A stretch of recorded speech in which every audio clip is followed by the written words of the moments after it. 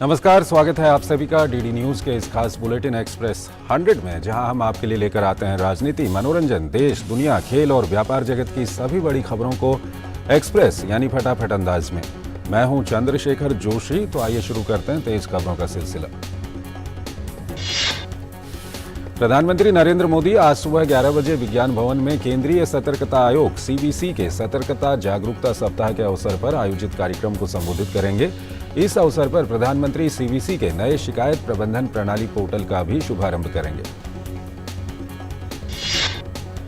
प्रधानमंत्री नैतिकता और अच्छे व्यवहार पर सचित्र पुस्तिकाओं की एक श्रृंखला का लोकार्पण करेंगे, जो निवारक सतर्कता के बारे में श्रेष्ठ प्रथाओं का संकलन है। इसके अलावा वो सार्वजनिक खरीदारी पर विजय वाणी का विशेष अंक भी जारी करेंगे।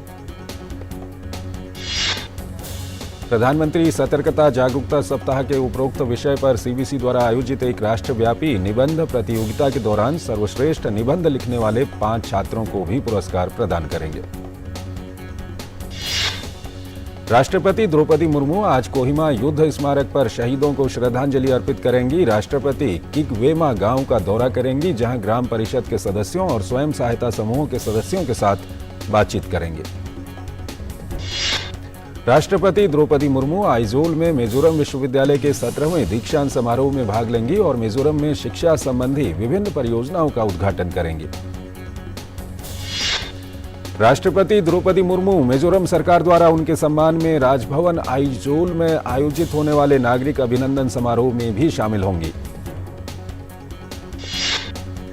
राष्ट्रपति द्रौपदी मुर्मू ने नागालैंड को कई विकास परियोजनाओं की सौगात दी। उन्होंने कोहिमा में आयोजित समारोह के दौरान राज्य में शिक्षा, सड़क और वित्त क्षेत्र से जुड़ी विकास परियोजनाओं का वर्चुअल माध्यम से शुभारंभ और शिलान्यास किया। राष्ट्रपति मुर्मू ने नागालैंड सरकार की ओर से आयोजित स्वागत समारोह को संबोधित किया। उन्होंने कहा कि केंद्र सरकार की एक्ट ईस्ट नीति नॉर्थ ईस्ट के सर्वांगीण विकास पर केंद्रित है। उन्होंने आशा व्यक्त की कि नवनिर्मित सड़कों और पुलों से क्षेत्र में कनेक्टिविटी बेहतर होगी। निर्वाचन आयोग आज गुजरात विधानसभा चुनावों की तारीखों की घोषणा करेगा। निर्वाचन आयोग आज दोपहर 12 बजे प्रेस वार्ता करेगा। इसके लिए चुनाव आयोग ने तैयारी पूरी कर ली है। हिमाचल प्रदेश विधानसभा चुनाव की तारीखों के ऐलान के साथ ही सियासी पारा भी चढ़ गया है। भाजपा, कांग्रेस, आम आदमी पार्टी सहित क्षेत्रीय दल चुनावी मैदान में पूरा पसीना बहा रहे हैं। कांग्रेस और आम आदमी पार्टी ने भी मतदाताओं को रिझाने के लिए एड़ी चोटी का जोर लगा दिया है। रक्षा मंत्री और भाजपा के वरिष्ठ नेता राजनाथ सिंह आज हिमाचल प्रदेश में कई चुनावी रैलियां करेंगे। राजनाथ सिंह अर्की, जयसिंहपुर और देहरा विधानसभा क्षेत्रों में चुनावी सभाओं को संबोधित करेंगे। वहीं भाजपा अध्यक्ष जेपी नड्डा भी अपने गृह राज्य में आज चुनाव प्रचार करेंगे। जेपी नड्डा राज्य की डलहौजी और कुटलैहड़ विधानसभाओं में करेंगे चुनावी सभाएं। इससे पहले भाजपा के राष्ट्रीय अध्यक्ष जेपी नड्डा ने कल बिलासपुर के पंजगाइन में एक जनसभा को संबोधित करते हुए कहा कि डबल इंजन सरकार के कारण ही बिलासपुर जैसे शहर को एम्स जैसी सुविधा मिल पाई है। इससे पहले केंद्रीय गृह मंत्री अमित शाह ने हिमाचल प्रदेश में लगातार चुनावी रैलियां की। नादौन में एक विशाल जनसभा को संबोधित करते हुए कहा, कांग्रेस ने सिर्फ अभी तक परिवारवाद को ही बढ़ावा दिया है, जबकि प्रधानमंत्री मोदी के नेतृत्व में देश व राज्य का लगातार विकास किया जा रहा है। गृह मंत्री अमित शाह ने धर्मशाला के जोरावर में एक विशाल जनसभा को संबोधित किया। अमित शाह ने कांग्रेस पर हमला बोलते हुए कहा कि कांग्रेस में राष्ट्रीय स्तर पर कोई नेता नहीं है, कांग्रेस केवल मां बेटे की पार्टी बनकर रह गई है। हिमाचल प्रदेश के कसौली में जनसभा को संबोधित करते हुए उत्तर प्रदेश के मुख्यमंत्री योगी आदित्यनाथ ने कहा कि कांग्रेस ने हमेशा परिवारवाद की राजनीति की है, जबकि आज देश पीएम मोदी के नेतृत्व में हर क्षेत्र में विकास कर रहा है। 6 राज्यों की 7 विधानसभा सीटों पर आज उपचुनाव हो रहा है। मतदान सुबह 7 बजे से शुरू हुआ था और ये शाम 6 बजे तक चलेगा। इसमें उत्तर प्रदेश की 1 और बिहार की 2 सीटें शामिल हैं। ओडिशा, महाराष्ट्र, तेलंगाना और हरियाणा में 1 सीट पर उपचुनाव होगा। जिन सीटों पर उपचुनाव हो रहे हैं वो हैं बिहार में मोकामा और गोपालगंज, महाराष्ट्र में अंधेरी पूर्व, उत्तर प्रदेश में गोला गोकर्णनाथ, हरियाणा में आदमपुर, तेलंगाना में मुनुगोड और उड़ीसा में दामनगर में वोट डाले जाएंगे। मतगणना रविवार को होगी। गुजरात में आगामी विधानसभा चुनाव में उम्मीदवारों के नाम को अंतिम रूप देने के लिए राज्य भाजपा संसदीय बोर्ड की आज गांधीनगर में बैठक होगी। 3 दिन की इस बैठक में संसदीय बोर्ड प्रेक्षकों द्वारा सुझाए गए उम्मीदवारों के नाम पर चर्चा करेगा। वाणिज्यिक खनन के लिए कोयला खदानों की नीलामी के छठे चरण की शुरुआत आज से होगी। इस अवसर पर कोयला मंत्रालय द्वारा आयोजित कार्यक्रम में वित्त मंत्री निर्मला सीतारमण नीलामी के अगले चरण की शुरुआत करेंगी। प्रवर्तन निदेशालय ने अवैध खनन के मामले की जांच के सिलसिले में झारखंड के मुख्यमंत्री हेमंत सोरेन को आज पूछताछ के लिए बुलाया है। केंद्रीय जांच एजेंसी ने मुख्यमंत्री को रांची स्थित उनके कार्यालय में उपस्थित होने को कहा है। वित्त मंत्री निर्मला सीतारमण की मौजूदगी में निविदा दस्तावेज की बिक्री आज से शुरू होगी। ये नीलामी 2 चरणों की एक पारदर्शी प्रक्रिया के माध्यम से ऑनलाइन आयोजित की जाएगी। कृषि और किसान कल्याण मंत्री नरेंद्र सिंह तोमर और पेट्रोलियम और प्राकृतिक गैस और आवास और शहरी मामलों के मंत्री हरदीप सिंह पुरी आज प्रगति मैदान में इंडिया गेम 2022 को संबोधित करेंगे। वायु प्रदूषण के कारण दिल्ली की हवा हर दिन खतरनाक होती जा रही है। दिल्ली एनसीआर में वायु गुणवत्ता की स्थिति खराब श्रेणी में बनी हुई है। वहीं बढ़ते प्रदूषण के कारण सुबह और शाम के समय लोगों को सांस लेने में दिक्कत हो रही है। साथ ही गले में खराश, सीने में जकड़न जैसी शिकायत हर उम्र में देखने को मिल रही है। दिल्ली में आज वायु गुणवत्ता सूचकांक AQI 408 दर्ज किया गया, जो कि बहुत खराब श्रेणी में है। वहीं नोएडा में वायु गुणवत्ता सूचकांक AQI 367 दर्ज किया गया। केंद्रीय पर्यावरण, वन और जलवायु परिवर्तन मंत्री भूपेंद्र यादव ने दिल्ली एनसीआर में बढ़ते प्रदूषण पर चिंता जताई है। उन्होंने कहा कि पंजाब में जब से आम आदमी पार्टी की सरकार बनी है, तब से वहां पराली जलाने की घटनाओं में 19% की वृद्धि देखी गई है। केंद्रीय पर्यावरण मंत्री ने पराली जलाने पर नियंत्रण के मामले में हरियाणा सरकार के प्रयासों की तारीफ की। उन्होंने कहा कि हरियाणा में ऐसी घटनाओं में 30.6% की गिरावट देखी गई है। वहीं पंजाब में लगातार पराली जलाने की घटनाओं ने राजधानी दिल्ली को अत्यधिक प्रदूषित कर दिया है। फिलहाल दिल्ली एनसीआर में AQI 400 के आसपास बना हुआ है। आगामी दिनों तक यही स्थिति रहने की संभावना है। इसी के मद्देनजर वायु गुणवत्ता प्रबंधन आयोग ने बुधवार को दिल्ली में एक समीक्षा बैठक का आयोजन किया। बैठक में संपूर्ण राष्ट्रीय राजधानी क्षेत्र और एनसीआर में वायु गुणवत्ता सूचकांक के तहत चरण 1, 2 और 3 के कार्यान्वयन को बढ़ाने के साथ ही ठोस कार्रवाई की भी बात को दोहराया गया, जिसमें आयोग के वैधानिक दिशा निर्देशों का उल्लंघन करने वालों के खिलाफ भारी दंड को भी शामिल किया गया है। इस समीक्षा बैठक में मुख्य रूप से फायर टेंडर, सड़कों की 24 घंटे यांत्रिक सफाई, निर्माणाधीन साइटों पर स्मोक गन के उपयोग, प्रभावी अपशिष्ट प्रबंधन के खिलाफ सतर्कता सहित पानी के छिड़काव को बढ़ाने पर ध्यान केंद्रित किया गया।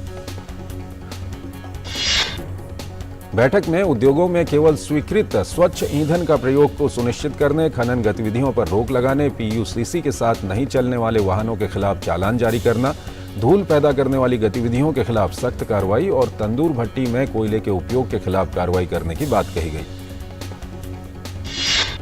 IIM कोलकाता में एक व्याख्यान देते हुए विदेश मंत्री एस जयशंकर ने कहा कि भारत में एक रिकॉर्ड है जो विश्व में सराहा जा रहा है। हमारी डिजिटल डिलीवरी का पैमाना, चाहे वो भोजन, वित्त, स्वास्थ्य, पेंशन या सामाजिक लाभ हो, दुनिया इस पैमाने की चर्चा करती है।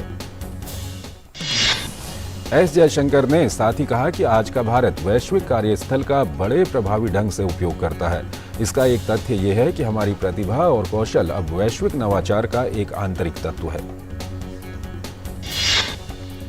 कर्नाटक में वैश्विक निवेशक सम्मेलन इन्वेस्ट कर्नाटक 2022 को संबोधित करते हुए वित्त मंत्री निर्मला सीतारमण ने कहा कि वैश्विक मंदी की आशंका का असर दुनिया की बड़ी अर्थव्यवस्थाओं पर पड़ा है, जिसके चलते देश अलग अलग हिस्सों से सामग्रियों को प्राप्त करने के लिए खुद को समायोजित कर रहा है। केंद्रीय मंत्री पीयूष गोयल ने कर्नाटक सरकार की तारीफ करते हुए कहा कि कर्नाटक मॉडल दुनिया भर के लोगों और खासकर निवेशकों को आकर्षित करने में कामयाब रहा है। किसानों की आमदनी बढ़ाने की दिशा में कैबिनेट ने अहम फैसले लिए। प्रधानमंत्री नरेंद्र मोदी की अध्यक्षता में हुई आर्थिक मामलों की कैबिनेट समिति ने एथेनॉल की विभिन्न कीमतों में बढ़ोतरी का फैसला लिया।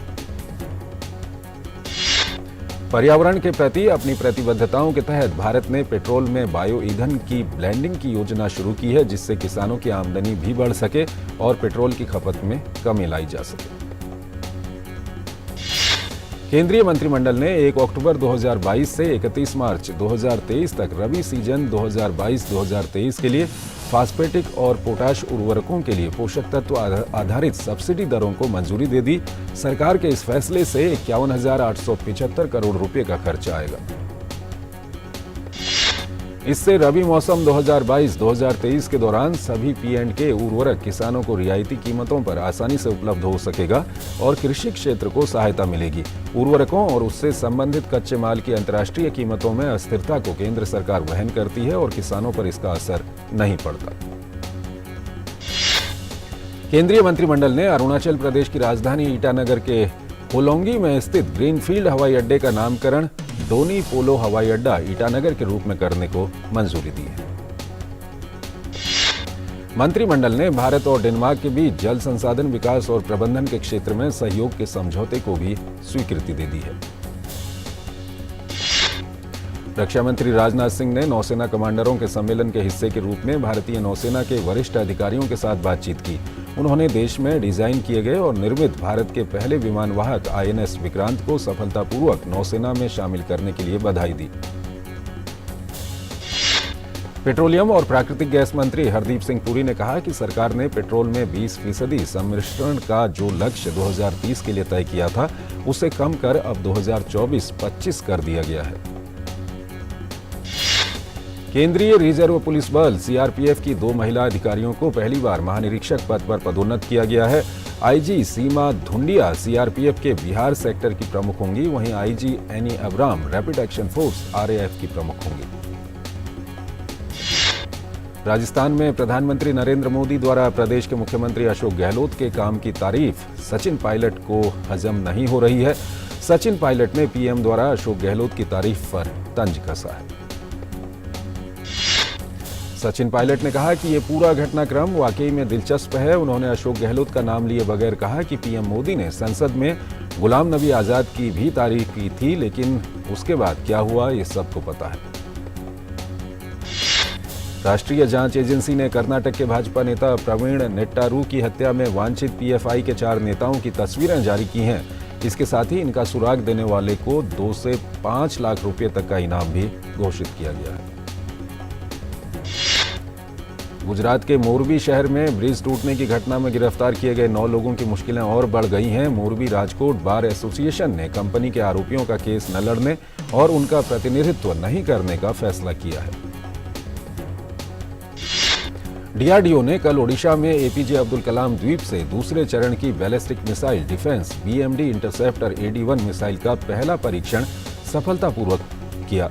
इस मिसाइल का ट्रायल सभी BMD हथियार प्रणाली तत्वों की भागीदारी के साथ किया गया।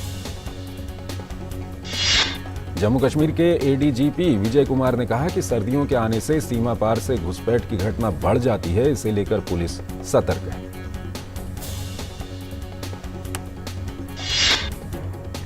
और यहां पर एक छोटा सा ब्रेक लेते हैं। स्वागत है आपका ब्रेक के बाद और आइए अब खबरों के सिलसिले को आगे बढ़ाते हैं। सुप्रीम कोर्ट 1995 में पंजाब के तत्कालीन मुख्यमंत्री बेअंत सिंह की हत्या के दोषी बलवंत सिंह राजोआना की फांसी से जुड़े मामले की सुनवाई करेगा। आज भारतीय रिजर्व बैंक मुद्रास्फीति संबंधी चिंताओं पर मौद्रिक नीति समिति MPC की एक अतिरिक्त बैठक आयोजित करने वाला है। अमेरिकी फेडरल रिजर्व ने प्रमुख दरों में 75 आधार अंकों की बढ़ोतरी की है, जो इस साल बढ़ती महंगाई को कम करने के लिए इस तरह की चौथी बढ़ोतरी है। भारत का कृषि एवं प्रसंस्कृत खाद्य उत्पाद निर्यात पिछले वित्त वर्ष की समान अवधि की तुलना में चालू वित्त वर्ष 22-23 की दूसरी तिमाही में 25% बढ़कर $13,771 मिलियन तक पहुंचा। दलहन के निर्यात में पिछले वित्त वर्ष के इन्हीं महीनों की तुलना में चालू वित्त वर्ष की दूसरी तिमाही के दौरान 144% की बढ़ोतरी देखी गई, जबकि मसूर दाल का निर्यात में $135 मिलियन की वृद्धि के साथ $330 मिलियन तक पहुंच गया। 6 महीनों के दौरान बासमती चावल के निर्यात में 37.36% की बढ़ोतरी दर्ज की गई, जो अप्रैल-सितंबर 2021-2022 के $1,660 मिलियन की तुलना में अप्रैल-सितंबर 2022-2023 के दौरान $2,280 मिलियन तक पहुंच गया। गैर बासमती चावल के निर्यात में चालू वित्त वर्ष की दूसरी तिमाही के दौरान 8% की बढ़ोतरी रही। इसका निर्यात चालू वित्त वर्ष के 6 महीनों में $3,207 मिलियन रहा, जबकि पिछले वित्त वर्ष की समान अवधि के दौरान ये $2,969 मिलियन रहा था। गेहूं के निर्यात ने चालू वित्त की दूसरी छमाही में 136% की वृद्धि दर्ज कराई। गेहूं का निर्यात अप्रैल सितंबर 2022-2023 में बढ़कर $1487 मिलियन हो गया, जबकि पिछले वित्त वर्ष की दूसरी छमाही में ये $630 मिलियन रहा था। प्रसंस्कृत फलों और सब्जियों के निर्यात में पिछले वित्त वर्ष की समान अवधि की तुलना में चालू वित्त वर्ष के 6 महीनों में 42% की बढ़ोतरी हुई। संजीव चोपड़ा ने उपभोक्ता कार्य, खाद्य और सार्वजनिक वितरण मंत्रालय में खाद्य और सार्वजनिक वितरण विभाग के सचिव के रूप में कार्यभार ग्रहण किया। कपड़ा मंत्रालय ने प्रमुख कार्यक्रम राष्ट्रीय तकनीकी वस्त्र मिशन के तहत speciality fibre, agro textile, protech, sporttech और जियोटेक श्रेणियों संबंधी सेक्टर में 20 प्रमुख परियोजनाओं को मंजूरी दी। पीयूष गोयल ने कहा, भारत में तकनीकी टेक्सटाइल के क्षेत्र में अनुसंधान और विकास के लिए उद्योग और अकादमिक जगत को आपस में जोड़ना जरूरी है। एयर इंडिया ने कहा कि एयर एशिया इंडिया को एयर इंडिया एक्सप्रेस में मिलाने के लिए परिचालन समीक्षा प्रक्रिया चल रही है और ये विलय 2023 के अंत तक हो सकता है। विप्रो ने अपने ग्राहकों की संपूर्ण परिवर्तन यात्रा को बढ़ावा देने के लिए भारत में एक नई वित्तीय सेवा सलाहकार क्षमता शुरू करने की घोषणा की। भारतीय रिजर्व बैंक थोक ई रुपये के पायलट परीक्षण के बाद इसी महीने रिटेल ई रुपये का परीक्षण शुरू कर देगा। आरबीआई गवर्नर शक्तिकांत दास ने यह बात कही। संयुक्त राष्ट्र सुरक्षा परिषद में यूक्रेन और अमेरिका के जैविक हथियारों का इस्तेमाल करने के रूस के दावों को झटका लगा है। सुरक्षा परिषद में जांच आयोग के गठन की मांग संबंधी प्रस्ताव पर हुए मतदान में केवल चीन ने रूस के पक्ष में मतदान किया। अमेरिका, ब्रिटेन और फ्रांस ने इस प्रस्ताव के खिलाफ मतदान किया, जबकि परिषद के बाकी 10 सदस्यों ने मतदान से किनारा किया। संयुक्त राष्ट्र के निरस्त्रीकरण अधिकारी कई दिनों से कह रहे हैं कि उन्हें यूक्रेन के किसी जैविक हथियार कार्यक्रम की जानकारी नहीं है। उत्तर कोरिया ने आज तड़के कई मिसाइल दागी, जिसमें से एक मिसाइल जापान की ओर दागी गई। मिसाइल के कारण जापान के मध्य और उत्तरी इलाके में सुरक्षित स्थल पर आश्रय लेने का अलर्ट जारी किया गया। उत्तर कोरिया ने कल ही एक दिन में 23 मिसाइलें दागी थी, जिसमें से एक मिसाइल दक्षिण कोरिया के तट के पास जाकर गिरी थी। आज उत्तरी जापान के मियागी, यामागाता और निगाता के निवासियों के लिए घर के भीतर रहने का अलर्ट जारी किया गया। वहीं चेतावनी में पहले मिसाइल के जापान के ऊपर से गुजरने की बात कही गई थी, लेकिन बाद में रक्षा मंत्रालय ने इस बात का खंडन किया। मिसाइल दागे जाने के 25 मिनट बाद जापान के कोस्ट गार्ड ने कहा कि मिसाइल प्रशांत महासागर में जापान से 1100 किलोमीटर की दूरी पर गिरी। यूक्रेनी राष्ट्रपति व्लादिमीर जेलेंस्की ने कहा कि कल रूसी विमान ने 2 क्रूज मिसाइलें दागी, जो काला सागर गलियारे के ऊपर से उड़ रही थीं। इन काला सागर गलियारों का इस्तेमाल यूक्रेन के अनाज निर्यात के लिए किया जा रहा है। जेलेंस्की ने अपने वीडियो संबोधन में कहा कि रूस लगभग रोजाना काला सागर गलियारों के ऊपर से मिसाइलें दाग रहा है, जिससे यूक्रेन के खाद्य निर्यात को खतरा पैदा हो रहा है। ब्राजील के राष्ट्रपति जेर बोल्सोनारो के हजारों समर्थकों ने उन्हें सत्ता में बनाए रखने के लिए सेना से हस्तक्षेप करने की अपील की है। बोल्सोनारो के समर्थक कल बारिश के बावजूद रियो डी जेनेरियो में स्थित पूर्वी सैन्य कमान के मुख्यालय के बाहर एकत्र हुए। वहीं राष्ट्रीय ध्वज लिए हुए लोगों ने राष्ट्रगान गाया और बोल्सोनारो के समर्थन में नारेबाजी की। इस बीच बोल्सोनारो ने सत्ता हस्तांतरित करने की इच्छा जाहिर की है।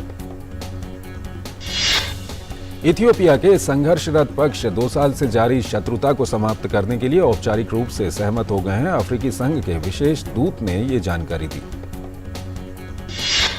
इथियोपिया सरकार और टिग्रे अधिकारियों ने कानून व्यवस्था की बहाली, सेवाओं की बहाली और मानवीय आपूर्ति के लिए निर्बाध पहुंच के साथ व्यवस्थित, सुचारू और समन्वित निरस्त्रीकरण पर सहमति जताई है।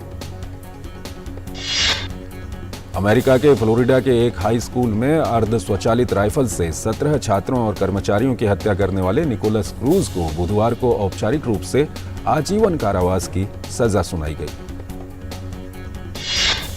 एक पीठ ने पिछले महीने 24 वर्षीय क्रूज को मृत्युदंड की सजा से बचाने के लिए मतदान किया और इसके बजाय अमेरिकी इतिहास में सबसे घातक सामूहिक गोलीबारी में से एक के लिए पैरोल की संभावना के बिना आजीवन कारावास का चयन किया।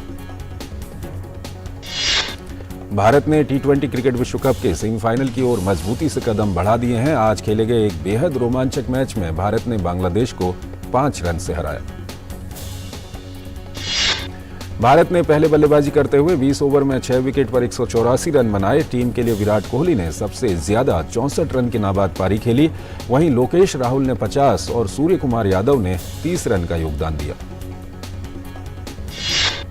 विराट कोहली टी20 विश्व कप में सबसे ज्यादा रन बनाने वाले बल्लेबाज बन गए हैं। बांग्लादेश के खिलाफ खेले गए मैच में विराट कोहली ने महिला जयवर्धने को पीछे छोड़ते हुए ये रिकॉर्ड अपने नाम किया। टी20 विश्व कप अब सेमीफाइनल की ओर बढ़ रहा है। आज पाकिस्तान और साउथ अफ्रीका के बीच अहम मुकाबला होने जा रहा है। ये मैच मैडन सिडनी क्रिकेट ग्राउंड पर खेला जाएगा।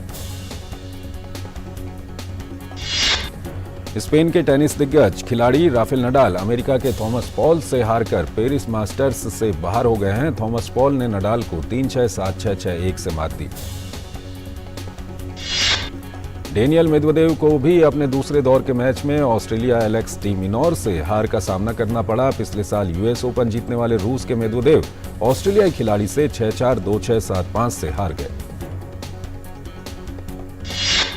वहीं दूसरे दौर में हारकर ब्रिटेन के डैन इवांस और जैक ड्रेपर भी पेरिस मास्टर्स से बाहर हो गए। ब्रिटिश नंबर 2 इवांस को ग्रीस के सिसिपास ने 6-3, 6-4 से हराया, जबकि 20 वर्षीय ड्रेपर यूएस ओपन के सेमीफाइनलिस्ट टियाफो के खिलाफ 6-3, 7-5 से हार गए। विश्व नंबर 1 स्पेनिश खिलाड़ी कार्लोस अलकराज ने पेरिस मास्टर्स में जापान के योशिहितो निशिओका को हराकर अगले दौर में प्रवेश कर लिया है। अलकराज ने जापानी खिलाड़ी को 6-4, 6-4 से हराया। कनाडा के खिलाड़ी डेनिस शापोवालोव को भी पेरिस मास्टर्स में हार का सामना करना पड़ा है। शापोवालोव को स्पेन के पाब्लो कैरेनो ने 7-6, 6-2, 6-4 से हराया। ओलिवियर जिरोड के 2 गोल की बदौलत एसी मिलान ने सैन सीरो में रेड बुल साल्जबर्ग को हराकर 8 साल में पहली बार चैंपियंस लीग नॉकआउट चरण में प्रगति की। चैंपियंस लीग के एक अन्य मुकाबले में बेनेफिका ने मकाबी हाइफा को 6-1 से मात दी। इस जीत के साथ बेनेफिका ने ग्रुप एच में अंक तालिका में शीर्ष स्थान हासिल कर लिया है। चैंपियंस लीग के एक मुकाबले में चेल्सी ने डिनामो ज़ग्रेब को 2-1 से हरा दिया है। चेल्सी की ओर से रहीम स्टर्लिंग और डेनिस जकारिया ने गोल किए, जबकि ब्रूनो पेटकोविच ने ज़ग्रेब के लिए 1 गोल किया। अभिनेता मणिकंदन, जो समीक्षकों द्वारा प्रशंसित तमिल सुपरहिट फिल्म जय भीम में अपने शानदार प्रदर्शन के लिए जाने जाते हैं, अब खराटरे पर एक कॉमेडी फिल्म में मुख्य भूमिका निभाते हुए दिखाई देंगे। तमिल और तेलुगु में कई सुपरहिट फिल्मों का हिस्सा रह चुकी अभिनेत्री हंसिका मोटवानी जल्द ही उद्यमी सोहेल खतुरिया से शादी करने वाली हैं।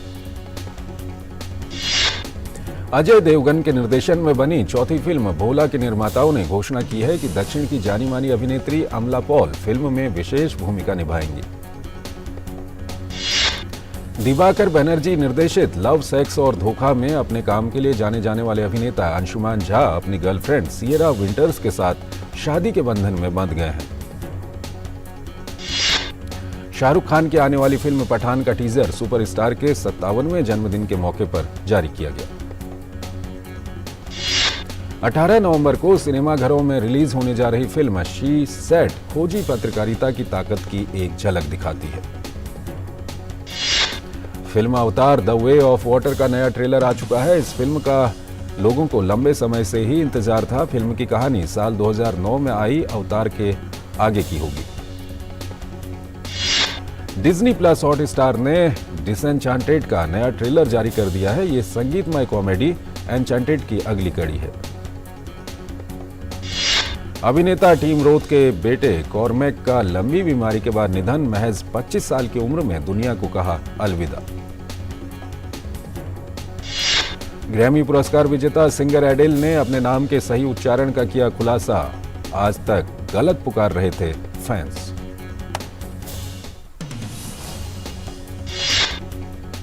तो इस बुलेटिन में फिलहाल इतना ही। आप बने रहिए डीडी न्यूज के साथ। नमस्कार।